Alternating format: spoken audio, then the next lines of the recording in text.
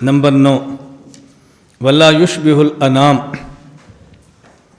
اللہ رب العزت ہیں لیکن لوگوں کی طرح نہیں ہے۔ کیا مطلب؟ لوگ انسان دیکھتے ہیں آنکھ سے، اللہ دیکھتے ہیں آنکھ کے محتاج نہیں ہے۔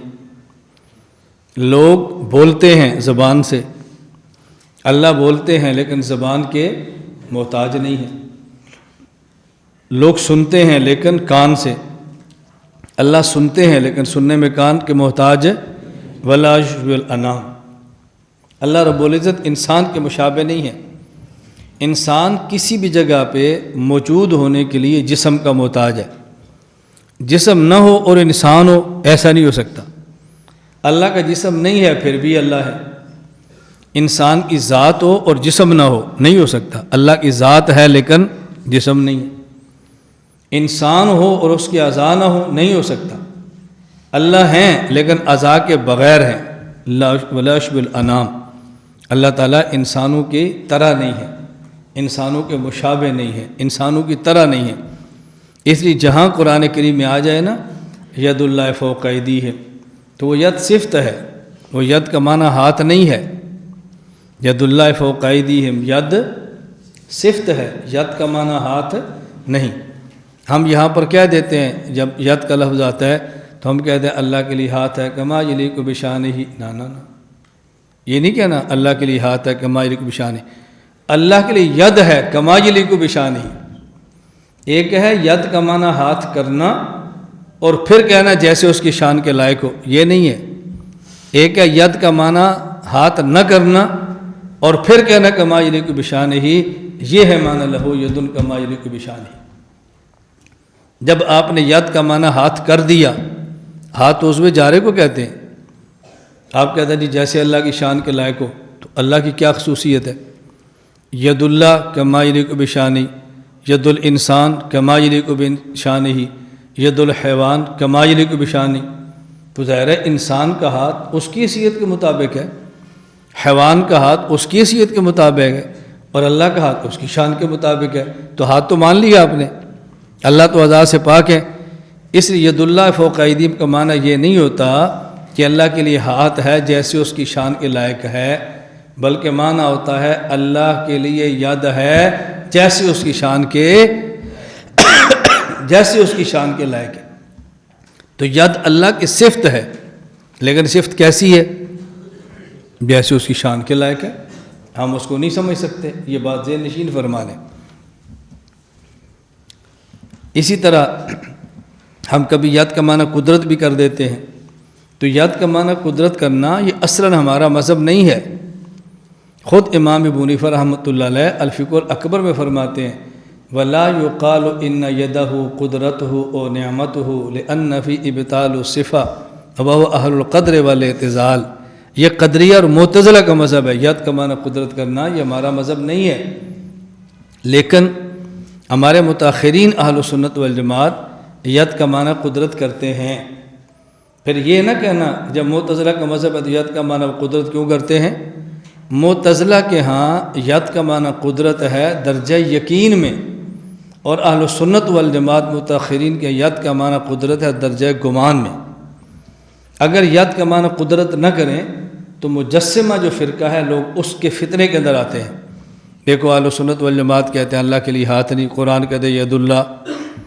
یہ کہتے ہیں اللہ کے لیے آنکھ نہیں، قرآن کہتا ہے وَاصْنَعِ الْفُلْكَ بِأَعْيُنِنَا۔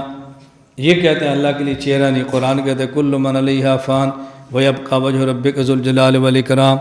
یہ کہتے ہیں پنڈلی نہیں، قرآن کہتے ہیں یوم یکشف عن ساق، قرآن کہتے ہیں اعضاء ہے، اور یہ کہتے ہیں نہیں ہے۔ اب عوام کو یہ بات سمجھانی مشکل ہے، اور وہ عوام کو دھوکہ کیسے دیتے ہیں؟ بھائی اللہ کہتا ہے ہاتھ ہے اور یہ لوگ کہتے ہیں نہیں ہے، اللہ کہتے ہیں پنڈلی ہے اور یہ کہتے ہیں نہیں ہے۔ اب ان کی بات مانیں یا قرآن کی؟ لوگ کہیں گے قرآن کی۔ باقی اللہ کی پنڈلی کیسے ہے؟ جیسے اس کی شان ہے۔ ہم یہ تھوڑے کہتے ہیں انسانوں کی طرح ہے۔ اللہ کے لیے آنکھ ہے جیسے اس کی شان کے لائق ہے، ہم تھوڑے کہتے ہیں انسانوں کی طرح ہے۔ تو دیکھو لوگ پھنس جائیں گے نا، پھنس جائیں گے نا لوگ۔ اس لیے پھر ہمارے متاخرین نے کہا ید ہے، لیکن ید کا معنی ہاتھ نہیں بلکہ ید کا معنی قدرت ہے۔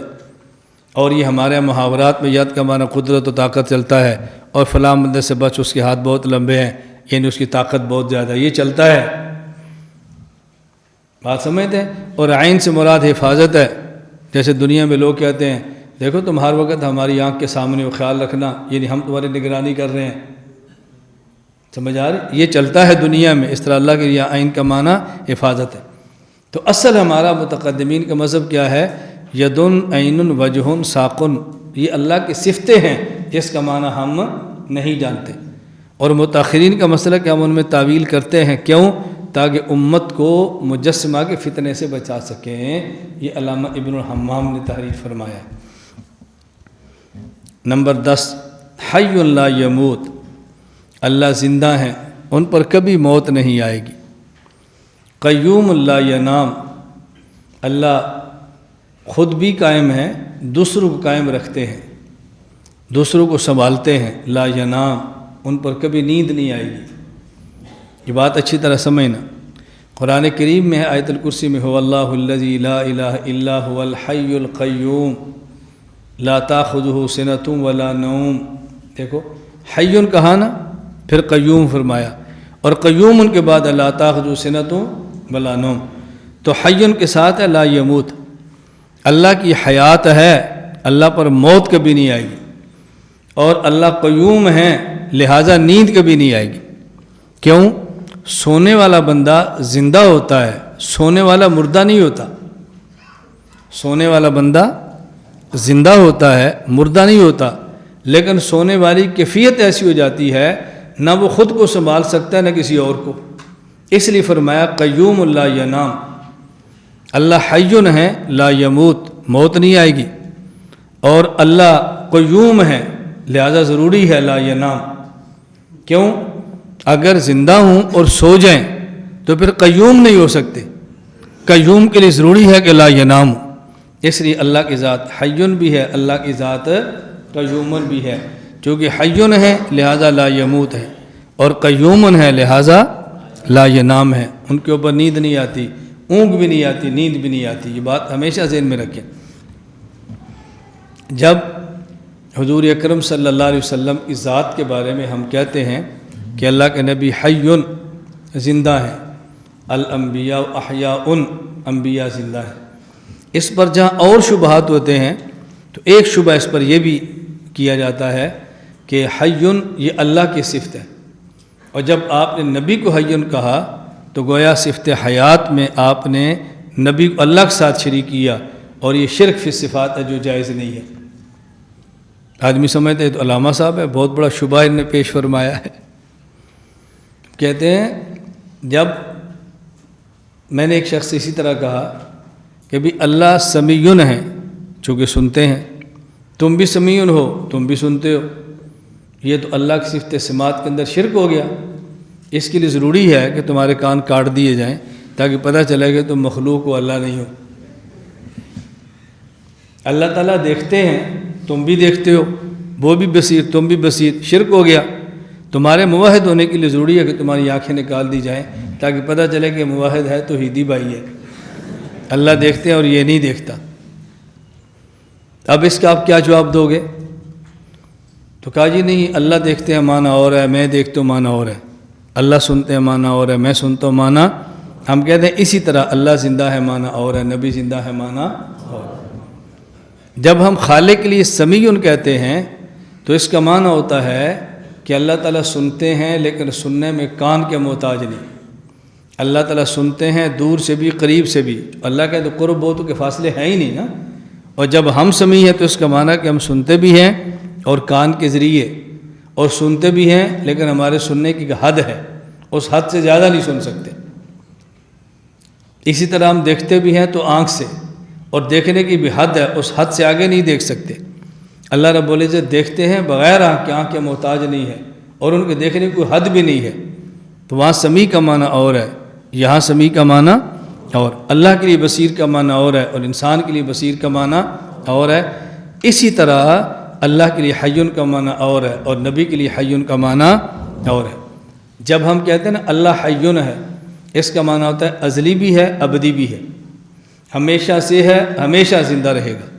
اور جب نبی کے بارے میں کہتے ہیں حیٌ زندہ ہیں، اس کا معنی ازلی نہیں، صرف ابدی ہے، یہ نہیں کہ ہمیشہ سے ہیں زندہ اور ہمیشہ زندہ رہیں گے، نہیں، ازلی نہیں ہے، ابدی حیات ہے۔ اور جب ہم اللہ کے لیے کہتے ہیں نا حیون، اس کا معنی ہوتا ہے کہ اللہ کی حیات ہمیشہ سے ہمیشہ بغیر تسلسل کے ہے، اور پیغمبر کی حیات ازلی تو نہیں ہے لیکن ابدی حیات بھی ایسی ہے جو تسلسل نہیں، انقطاع کے ساتھ ہے۔ دنیا میں حیات ملی، پھر موت آ گئی، پھر حیات ملے گی، اور پھر قیامت کے دن بصورت بے ہوشی پھر موت آئے گی اور پھر حیات ملے گی۔ اگلی جو حیات ہوگی وہ ہمیشہ کی ہوگی، ابدی ہوگی۔ اس لیے ہم کہتے ہیں کہ پیغمبر کی حیات ازلی نہیں، صرف ابدی ہے۔ نبی کی حیات موت کے ساتھ ہے اور تسلسل کے ساتھ نہیں۔ اللہ کی حیات ازلی بھی ہے، ابدی بھی ہے، اور اللہ رب العزت کی حیات تسلسل کے ساتھ ہے، انقطاع کے ساتھ نہیں۔ اللہ تعالی ہمیں یہ باتیں سمجھنے کی توفیق عطا فرمائے۔ لا إله إلا الله، لا إله إلا الله، لا إله إلا الله، ما لنا رب سوى. لا إله إلا الله، لا إله